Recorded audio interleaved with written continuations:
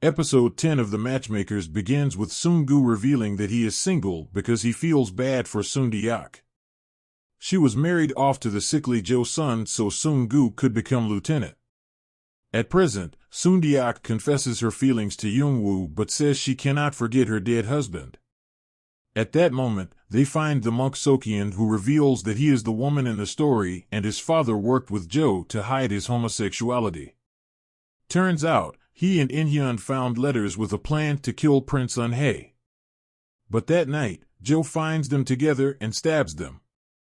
Sokyeon survives, but Park takes the letters and stops their plan to kill the prince.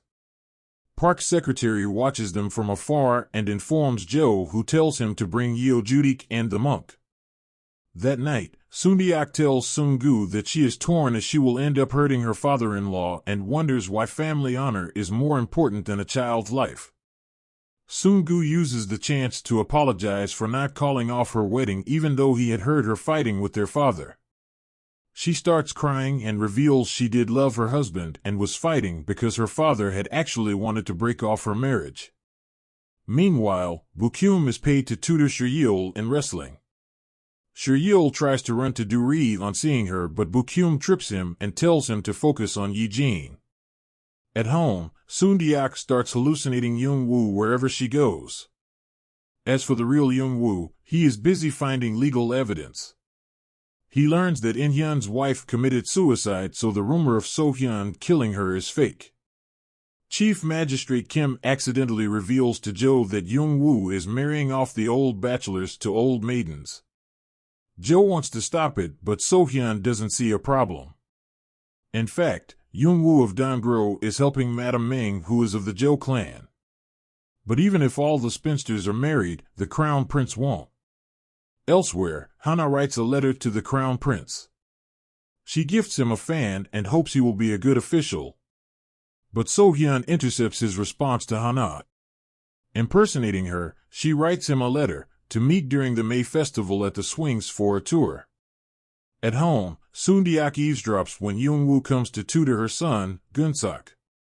The kid asks why he is sad, and he says he misses his late wife and contrary to the rumors, he loved her enough to give up his dream of being a premier.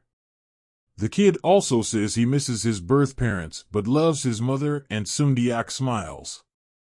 After class, So-hyun congratulates Young-woo for getting the Ming sisters married and he wonders about her endgame.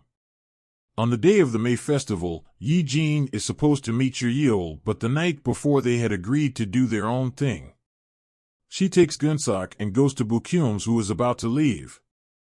They end up hanging out by the river, fishing. Later, Baekhyun dries her hair and she suddenly hopes he becomes an official and lives a happy life with his wife. They look sad as he wishes her a good marriage as well. Samsoon's bachelor gets smitten by a woman foraging and eats a meal with her.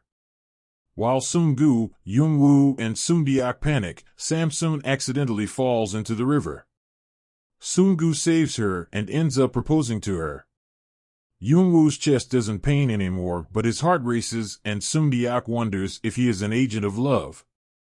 During wrestling, Baekhyun doesn't show and Seo-yeol announces that he will win for Do-ri. He loses, but she is amused.